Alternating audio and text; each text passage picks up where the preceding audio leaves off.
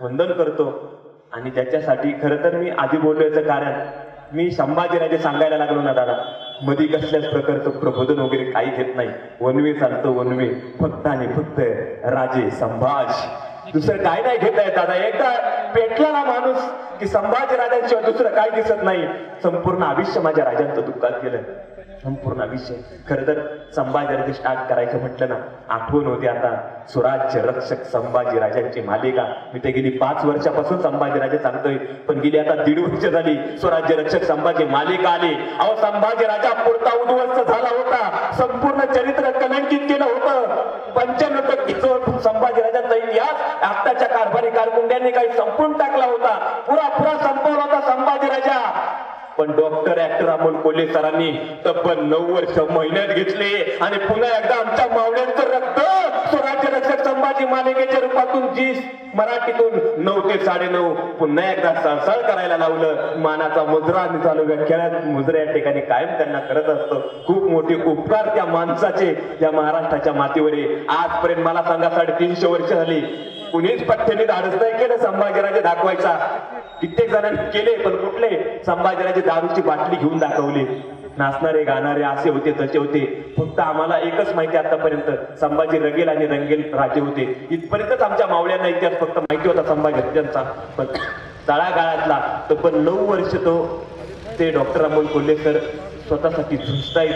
केवळ स्वराज्य रक्षक संभाजी आपल्या राजांचा इतिहास कळला पाहिजे. मी म्हणतो त्यांचा जन्म, त्यांच्या पोटी खरंच साक्षात संभाजीराजे अवतरलेले, त्यांचं काळीच म्हणजे संभाजीराजेच आहेत. मी जवळून अनुभवलेलं आहे, सेटवर जाऊन आलेलो आहे, मी पाहिलेली तिथली परिस्थिती. आपल्याला बरं वाटतं टीव्हीला पाहायला, पण त्यांची काय कसरत आहे ना त्यांचं त्यांनाच माहीत. खरं तर पडद्यावर काम करणारे कलाकार ते वेगळेच, पण त्याच्यापेक्षा दुपटीने कसरत असते ना ती बाकीचे मॅनेजमेंट करण्यामागं, पडदा वगैरे लावून सगळ्या गोष्टी खूप कसरत आहे. प्रत्येक जण जीव ओतून आपला काम या ठिकाणी स्वराज्य रक्षक संभाजी मालिकेसाठी करत होता आणि करत आहे. आपल्याला तर भाग्यवान आहे आपण सगळे की आपल्याला त्या अर्ध्या तासाच्या मालिकेमध्ये का होईना आपल्या राजांचा इतिहास त्या ठिकाणी आपल्याला पाहायला मिळतोय. खरं तर काय भूमिका केली त्या शंतनू मोघे सरांनी, डॉक्टर अमोल कोल्हे सरांनी.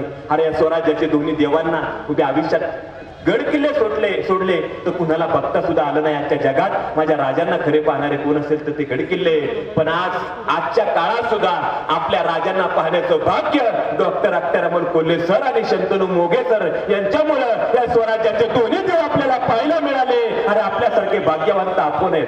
काही लोक म्हणतात की आज 350 वर्ष झाली, आजही त्या शिवरायांचं संभाजीराजांचं नाव घेतलं जातं, ही तर त्यांची पुण्य आहे म्हणे. पण आज तुमच्या लोणंद गावात मी अभिमानाने सांगेल, अरे त्या छत्रपती शिवरायांचा आणि त्या धर्मवीर संभाजीराजांचा जय जयकार करण्याचं भाग्य तुम्हा आम्हाला मिळालंय. आपलं पण भाग्य काही कमी आहे का दादांनो? नाही विचार केला आम्ही आमच्या भाग्याचा, आपल्या संस्कृतीचा. चला पुढे. संभाजीराजांचं चरित्र कर्तृत्व खूप मोठं आहे. आपल्याला जगायचं असं नव्हे जीवनामध्ये, ध्येय गाठायचं असेल ना तर जिद्द हवी. जिद्द येण्यासाठी स्फुरण हवं, स्फुरण चढण्यासाठी नेतृत्व हवं, नेतृत्वासाठी कर्तृत्व हवं, कर्तृत्वासाठी पराक्रम हवा, पराक्रमासाठी देशभक्ती हवी, देशभक्तीसाठी स्वाभिमान हवा, स्वाभिमानासाठी अभिमान हवा, संस्कृती हवी, परंपरा हवी. आणि सांगायला सारखा आनंद वाटतो की मराठी माणसाला फक्त एकाच नावात अनुभवायला मिळतं आणि ते नाव म्हणजे छत्रपती संभाजी महाराज. त्या राजांच्या चरित्राची आम्ही माणसं. किती मोठं कर्तृत्व गाजवलं संभाजीराजांनी. खरं तर किल्ले पुरंदरावरती माझ्या संभाजीराजांचा जन्म झाला. थोडक्यात मला महत्वाच्या गोष्टी सांगायच्या, त्यामुळे थोडंसं पुढे चालतोय. 14 मे 1657 किल्ले पुरंदरावर वार गुरुवार ज्येष्ठ शुद्ध द्वादशी संभाजीराजांचा जन्म झाला. सगळीकडे आनंदाला उधाण आलं होतं. अरे शिवाजी राजांनी बाळ किसन झालं. सईबाई राणे साहेबांना तर अत्यंत आनंद झाला होता, कारण याच्या अगोदर शिवरायांना पहिल्या 3 मुली झाल्या. सईबाई राणे साहेबांना पहिली सखूबाई, दुसरी रानूबाई आणि तिसरी अंबिकाबाई. वाईट वाटत होतं की स्वराज्याला मी वारस देऊ शकत नाहीये. वाईट वाटायचं, कुठेतरी बोलत तर कोण नव्हतं. पण आतल्या स्वतःला खायच्या माझ्या सईबाई राणे साहेब आजारपणात असताना सुद्धा संभाजीराजाने त्या ठिकाणी जन्माला घातलं आणि आपल्या आनंदाने आनंद झाला. त्या ठिकाणी पुरंदर किल्ल्यावर वाजली तुतारी किल्ले पुरंदरी, खेळला पाळणा शोभाच्या अंगणी. वाजली तुतारी किल्ले पुरंदरी, खेळला पाळणा शोभाच्या अंगणी. जन्म घेतला सिंहाने, नाव त्याचे संभाजी.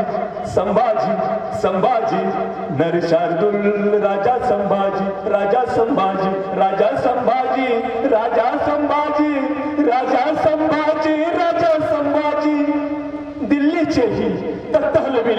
असंबी छावा तू आमचा, छावा तू आमचा, छावा तू आमचा. ना झुकला कधी ना डरला कधी होती आग त्याला भगव्याची. ना झुकला कधी ना डरला कधी होती आग त्याला भगव्याची. रणनीती ही गुलाम त्याची, शस्त्रबुद्धीचा राजा तू आमचा, राजा तू आमचा, राजा तू आमचा. औरंग्याही आला गाईला तर कापे मोगल सारी. औरंग्याही आला गाईला तर कापे मोगल सारी. नर शार्दूल राजा संभाजी, राजा संभाजी, राजा संभाजी, राजा संभाजी, राजा संभाजी, राजा संभाजी. इतकं चरित्र देखणं महान माझ्या राजांचं. पण जन्माला आल्यानंतर इथं बसलेले सगळेजण तुम्हाला सांगेन मी, जन्माला आले पुरंदर किल्ल्यावरती, आनंद सगळीकडे साजरा झाला. पण दुःखाची वार्ता लगेच क्षणार्धात बाजूला पसरली गेली. ते म्हणजे सईबाई राणीसाहेबांना अंगावरचं दूध नाही दादांनो. इथं आलेले सगळेजण माझ्या आई आहेत, माझ्या सगळे वडीलधारी माणसं आहेत, माझे भाऊ आहेत, माझे ताई आहेत. इथं बसलेले सगळेजण आपापल्या आईचं दूध पेलेले दादांनो लहानपणी.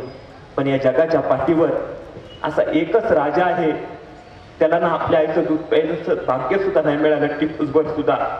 कुणाच्या वाट्याला आले असेल एवढं मोठं दुःख या जगाच्या पाठीवर. मी ज्या वेळेस माझ्या संभाजीराजांवर अभ्यास करतो ना, इतकं दुःख या जगाच्या पाठीवर कुणाच्याच वाट्याला आलं नसेल ना, इतकं दुःख माझ्या संभाजीराजांच्या वाट्याला आलं होतं.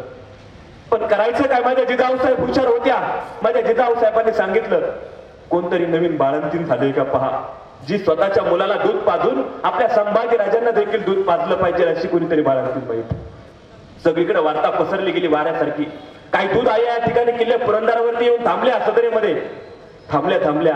आतमध्ये चर्चा चालू होती. जिजाऊसाहेब बसल्या होत्या. एक दूध आई म्हणायची, अहो मला फक्त ना 100 होऊन द्या, मी पाजीन लेकराला दूध.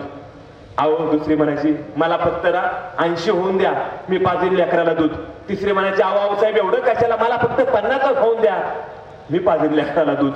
पण ज्यावेळेस घटना कापूरहोळ नसरापूरच्या तिकडे बातमी गेली होती, माऊली भांडी घासत होते, भांडी घासत होते. वार्ता फक्त कानावर आली, भांड्याचा थाळा तसाच बाजूला फिरला, पदर खोसला, अरे धपापट्या उड्या किल्ल्या पुरंदरावर आली. बाहेर आतमध्ये सदरे चर्चा चालू असताना सगळी चर्चा त्या माऊलीने ऐकली. कोण होती कोण होती? अहो त्या गावात निरोप गेला होता कापूरच्या गाडे पाटलाची सून नाव तिचं धाराऊ. सदरे हजर राहिली आणि आतमध्ये सगळ्या गप्पा ऐकल्या. आतमध्ये सरळ गेली, पदर खोसला. गे सौताच्या दुधाचा सौदा करता हवय ग, सौताच्या दुधाचा सौदा करता हवय ग. अरे तुमच्या जिभीला काय हाड, लेकराला दूध पाजायचं, लेकरू उपाशी असल, तुम्ही सौदा करता स्वतःच्या दुधाचा. त्याच आऊसाहेब बोले, अगं कोण ग तू? आऊसाहेब मी गाडे पाटलाची सून धाराऊ.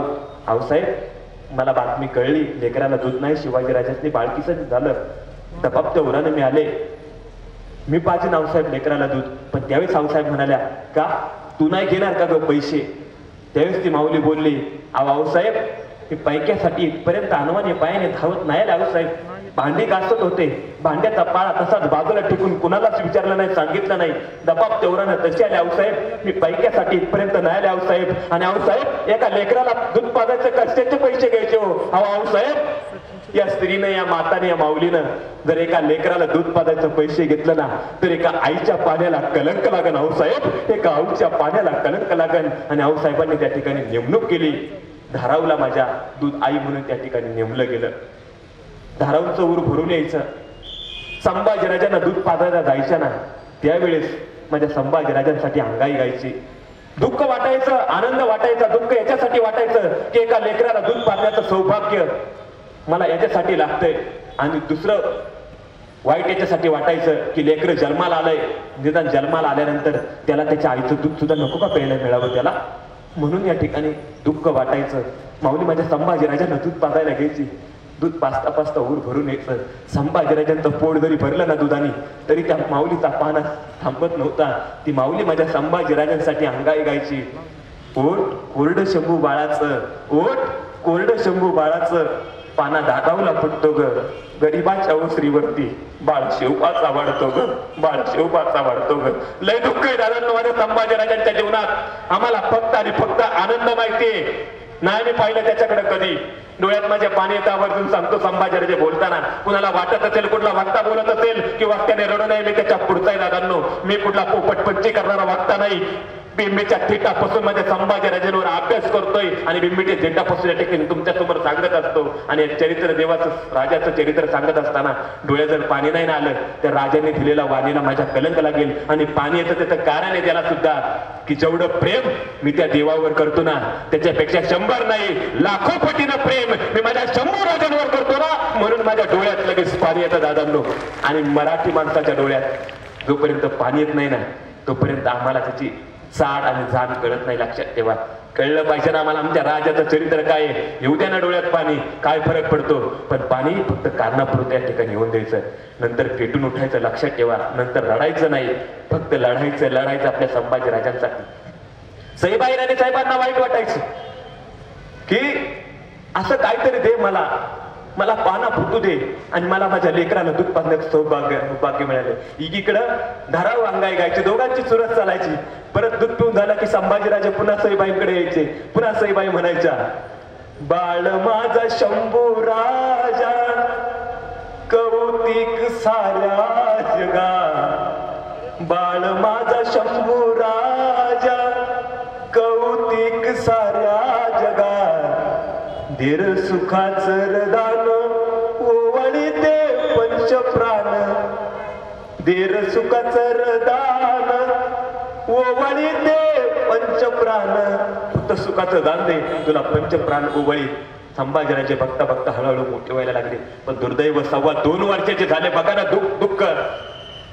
लहानपणापासून सांगतो संभाजीराजे बारीक आहे का फक्त. 2.25 वर्षाचे झाले. 2.25 वर्षाचे झाल्यानंतरच नियतीने पुन्हा एकदा घात केला. सईबाईराणी साहेब शेवटच्या घटका मोजायला लागल्या. किल्ले राजगडाच्या पायथ्याला पालवाडा होता. त्या वाड्यात सईबाईराणी साहेब होत्या. कळून चुकलो.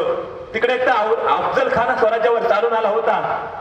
शिवाजीराजांना तिकडे जायचं होतं आणि इकडे शेवटच्या घटका माझ्या सईबाईराणी साहेब मोजतायत. एकच फक्त वाटत होतं, आपल्या 3 मुलींना बोलवून घेतलं. शंभूराजाचं जवळच होते 2.25 वर्षाचे. सकू रानू आंबा तिघींना बोलून घेतलं. तिने लेकींना सईबाईराणी साहेब म्हणाल्या, सकू रानू आंबा शंभू तुम्ही चौघे माझीच रे लेकरे, फक्त जीवा परी जपत राहा आपुलकीचे अप्रूप नाते. संभाजीराजांना मांडीवर घेतलं आणि म्हणाल्या, सकू रानू आंबा तुमचा संसार सुखाने फुलावा, फक्त माझ्या शंभू बाळाला तेवढं सांभाळा. जेव्हा परी जपायचे होते रे त्याला, पण नियतीने तसा घात केला. संभाजीराजांच्या मस्तकावर हात फिरवत सईबाईराणी साहेब बोलल्या, अरे शंभू बाळा तुला मागील रे मी जन्मजन्मी, तुम्ही माझाच रे बाळा राजा व्हावा, तुम्ही माझाच रे बाळा राजा व्हावा. आणि अक्षरशः सईबाईराणी साहेबांचं निधन 5 सप्टेंबर 1659 साली त्या ठिकाणी निधन झालं. आणि सईबाईराणी साहेब या ठिकाणी आपल्या लेकराला सोडून निघून गेल्या. लक्षात ठेवा, कुणाच्या